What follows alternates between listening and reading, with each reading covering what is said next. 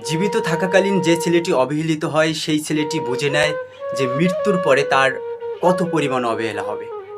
যে ছেলেটি জীবিত থাকাকালীনই মানুষের কাছ থেকে পথে পথে অবহেলা পেয়ে বড় হয়, সেই ছেলেটি বুঝে যে মৃত্যুর পরে তার অবহেলার পরিমাণ কত বেড়ে যাবে।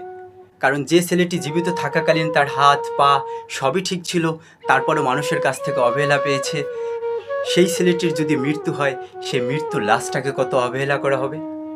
কারণ এই পৃথিবীতে বেঁচে থাকাকালীনই বোঝা যায় যে মৃত্যুর পরে কে কতটুকু সম্মানিত হবে। কারণ বেঁচে থাকা মানুষ যদি অবহেলিত হয়, সেই মানুষের পরিণতি মৃত্যুর পরে কতটা ভয়ানক হতে পারে সেটা বোঝা যায়। এই ম্যাথমেটিক্স, এই ক্যালকুলাস খুবই সিম্পল।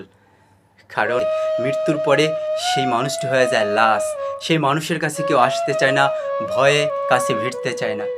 2 দিন 3 দিন 1 সপ্তাহ পরে সেই মানুষটিকে ভুলে যায়।